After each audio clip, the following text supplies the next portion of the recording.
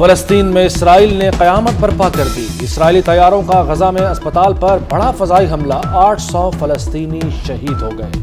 غزہ کے اسپتال میں زخمیوں کو رکھا گیا تھا۔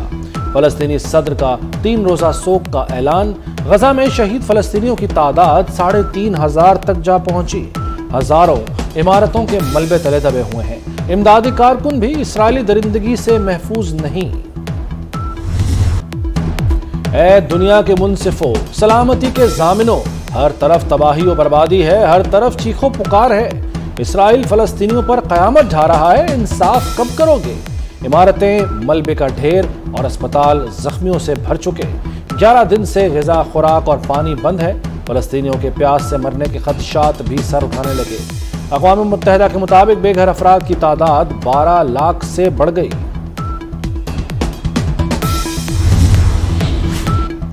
منافقت کی بھی کوئی حد ہوتی ہے۔ انسانی حقوق اور اخلاقیات کے علمبردار ظالم اسرائیل کے ساتھ کھڑے ہو گئے۔ روس نے سلامتی کونسل میں جنگ بندی کی قرارداد پیش کی۔ امریکہ، جاپان، فرانس اور برطانیہ کا مخالفت میں ووٹ۔ چین، متحدہ عرب امارات، گبون اور موزمبیق کی حمایت۔ امریکہ نے روس پر حماس کی سرپرستی کا الزام لگا دیا۔ امریکی صدر آج اسرائیل اور اردن جائیں گے۔ فلسطینی صدر اور اردن کے شاہ سے ملیں گے۔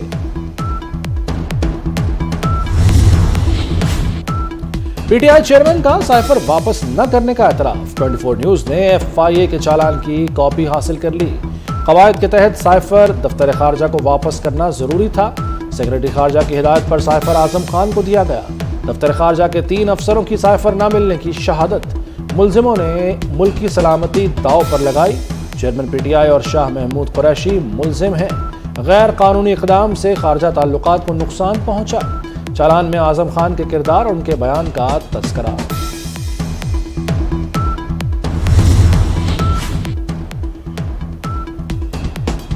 سائفر کیس میں چیئرمین PTI کی مشکلات میں اضافہ۔ اعظم خان کے بعد فارن سیکرٹری اسد مجید بھی وعدہ معاف گواہ بن گئے۔ اسد مجید کے 161 کا بیان بھی سامنے آ گیا۔ چیئرمین PTI کے سائفر معاملے نے پاکستان کے کمیونیکیشن سسٹم کو نقصان پہنچایا۔ 7 مارچ سے لے کر آج تک سابق وزیر اعظم سے بات نہیں ہوئی۔ میں نے assistant secretary US department Donald Lu کو 7 مارچ کو مدعو کیا۔ پاکستان ہاؤس واشنگٹن میں ملاقات پہلے سے ظہرانے پر طے تھی۔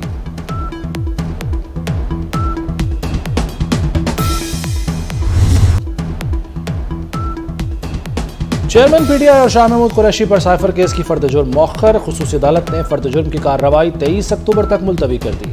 اڈیالہ جیل میں قید چیئرمین PTI کے سیل میں توسیع کر دی گئی۔ سیل 35 فٹ سے 60 فٹ تک بڑھا دیا گیا۔ چیئرمین PTI کی عدالت سے گھر کا کھانا لانے کی درخواست۔ ورزش کی سائیکل کی فراہمی کی بھی استدعا کر دی۔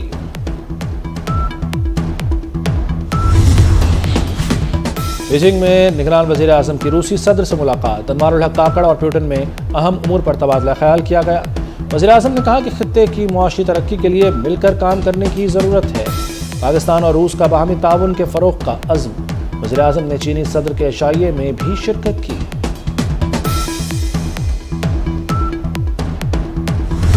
ڈیزل کی بس ہے اس کا 10% کرایہ کم ہو گیا ہے۔ جو پیٹرول والی بس ہے اس کا 15% کے قریب کرایہ کم ہو گیا ہے۔ 20 سے 30 روپے کے درمیان دال جو ہے وہ آپ کو کم ملے گی۔ فلور ملز ایسوسی ایشن بھی یہاں موجود ہے اور انہوں نے بھی تقریباً 15 روپے پر تھیلا کم کرنے کا اعلان کیا ہے، اور گھی کے اوپر بھی تقریباً 15 روپے پر kg ایوریج کوئی ان کی ایسوسی ایشن نے بھی اعلان کرا ہے کہ ہم اس کو اگلے 2-3 دن میں آپ کو امپلیمنٹ کرا کے دے دیں گے۔ پولٹری کی پرائسز تقریباً 10 سے 15% کے اوپر یہ نیچے لے کے جائیں گے۔ محسن سپیڈ نے مہنگائی کو کچل ڈالا۔ پنجاب میں آٹا، گھی، چینی، چاول سستے۔ دالوں کی قیمت میں 20 سے 30 روپے کلو کمی۔ چینی 145 روپے کلو پر آ چکی۔ گھی کے دام بھی 15 روپے کلو گریں گے۔ فلور ملز آٹے کے تھیلے پر ریلیف دیں گی۔ بس کے کرایوں میں 15% تک رعایت۔ گڈز ٹرانسپورٹ والے بھی کرایوں میں 10% کمی پر رضامند۔ ایک کے بعد ایک اچھی خبر۔ یوٹیلیٹی سٹورز پر گھی 38 روپے کلو سستا۔ خوردنی آئل کے دام بھی 36 روپے لیٹر تک گر گئے۔ نئی قیمتوں کا اطلاق فوری طور پر ہو گیا۔ میٹھا بھی جلد سستا ہونے والا ہے۔ حکومتی اقدامات کے بعد عوام کے چہروں کی لالی واپس آنے لگی۔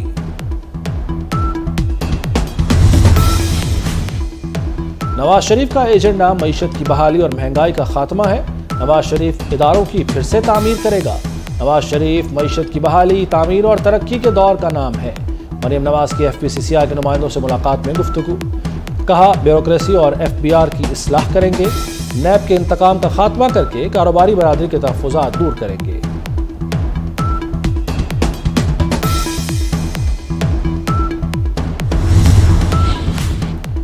پاکستان کی عسکری قیادت مظلوم فلسطینیوں کے ساتھ کھڑی ہو گئی۔ کور کمانڈرز کانفرنس میں اسرائیل کی طاقت کے استعمال سے معصوم شہریوں کے جانی نقصان پر اظہار تشویش۔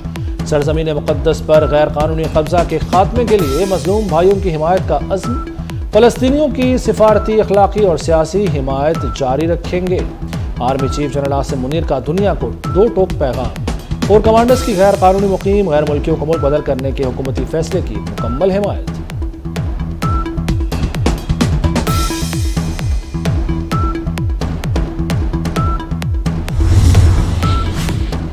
تاریخ میں پہلی بار پنجاب کے صنعتی شہر فیصل آباد میں کابینہ کا اجلاس، بڑے فیصلے، دیہات میں چوکیدار نظام کو مزید مؤثر بنانے کا فیصلہ، ورلڈ سٹی لاہور اتھارٹی کا دائرہ کار صوبہ بھر میں بڑھانے کی منظوری، ازبک شہر بخارا اور لاہور کو جڑواں شہر قرار دینے کا فیصلہ، صوبے کی تاریخی اور قدیم عمارتوں کی بحالی اور تزئین و آرائش ہوگی، کابینہ کی روڈا اور ایگریکلچر مارکیٹ اتھارٹی میں معاہدے کی منظوری، متعدد رولز میں ترامیم بھی منظور۔